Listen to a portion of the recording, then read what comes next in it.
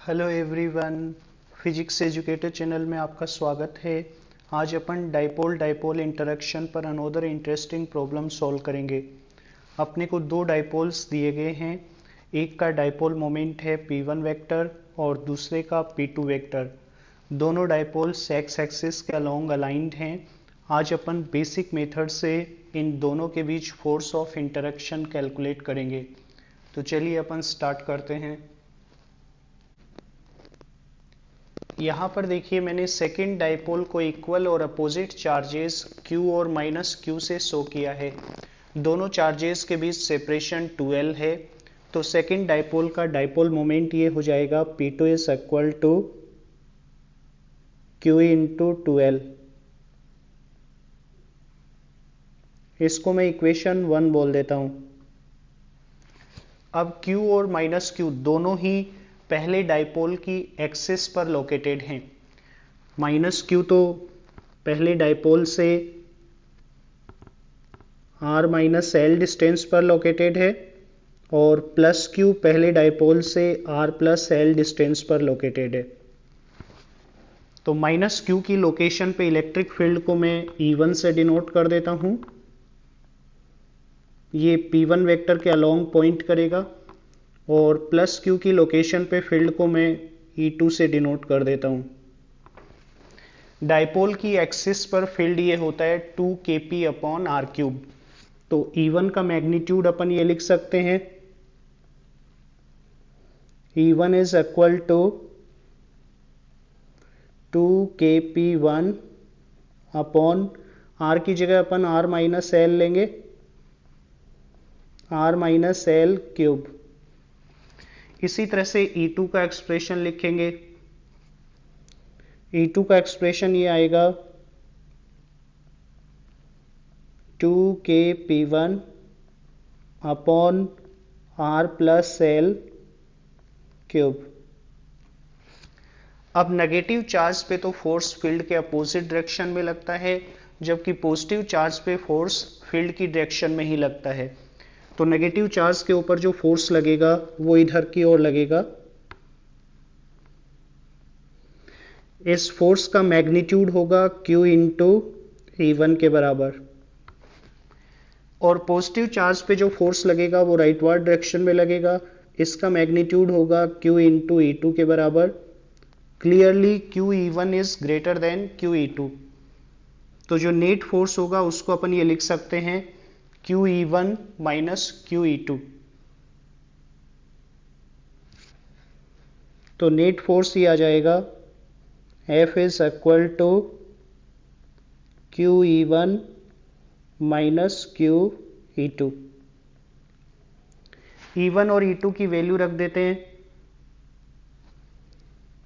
F is equal to Q को तो मैं कॉमन ले लेता हूँ। E1 की वैल्यू रखेंगे 2kp1 upon r minus L cube minus 2kp1 upon r plus L cube. 2kp1 इसको भी कॉमन ले लेते हैं। 2kp1 क्यूब और नीचे मैं ब्रैकेट से r को बाहर निकाल लेता हूं। जब r को बाहर निकालेंगे तो r क्यूब बाहर आएगा, तो उस r क्यूब को भी अपन कॉमन ले लेंगे। तो अंदर ये रह जाएगा 1 upon 1 minus L upon R cube minus 1 upon 1 plus L upon R cube. और अब अपन डिनोमिनेटर में जो टर्म्स हैं उनको न्यूमरेटर में ले जाते हैं। तो अपने पास ये आ जाएगा 2kp1 cube upon R cube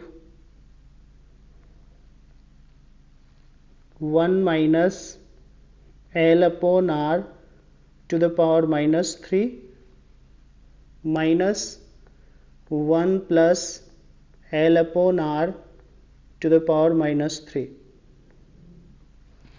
चूंकि पॉइंट डाइपोल्स अपन ने लिए हैं L की वैल्यू R से बहुत ही कम होगी, L is much less than R। तो अपन बाइनोमियल अप्रोक्सीमेशन ले लेते हैं, केवल दो ही टर्म्स को रिटेन करेंगे। तो अपने पास 1 minus L upon R to the power -3 है। इसको अपन अप्रोक्सीमेटली ये लिख सकते हैं 1 प्लस 3L अपॉन R। इसी तरह से 1 plus L upon R to the power -3, इसको अप्रोक्सीमेटली अपन ये लिख सकते हैं 1 माइनस 3L अपॉन R। तो फोर्स का एक्सप्रेशन ये आ जाएगा F is equal to 2K P1 cube upon R cube into 1 plus 3L upon R minus 1 minus 3L upon R, ये अपने पास आ जाएगा। और अब अपन ये देखेंगे 1 से ये -1 कैंसिल हो जाएगा, अपने पास ये आएगा 2K P1 cube upon R cube, bracket के अंदर 3L अपॉन R, और जो सेकंड टर्म है उसमें भी माइनस माइनस प्लस हो जाएगा, तो ये 6L अपॉन R आ जाएगा अपने पास, 6L अपॉन R। अब अपन ने P2 को इस तरह से डिफाइन किया है, P2 is equal to Q into 2L। तो मैं यहाँ पे Q इस 2 को और इस L के प्रोडक्ट को P2 से रिप्लेस कर देता हूँ। तो फोर्स का एक्सप्रेशन ये आएगा F is equal to 6K P1 P2 upon R to the power 4।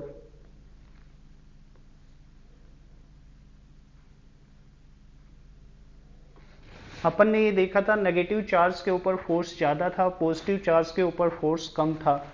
इसका मतलब सेकंड डाइपोल के ऊपर नेट फोर्स लेफ्टवर्ड डायरेक्शन में लगेगा, यानी net force attractive in nature होगा। पहला डाइपोल सेकंड डाइपोल को अपनी ओर एट्रैक्ट करेगा और फोर्स का मैग्नीट्यूड ये रहेगा। फ्रेंड्स, मैं आशा करता हूँ ये वीडियो आपको पसंद आया होगा। अगर आपको ये वीडियो अच्छा लगा है तो प्लीज़ लाइक एंड शेयर, और अगर आप इस चैनल पे नए हो तो प्लीज़ सब्सक्राइब द चैनल।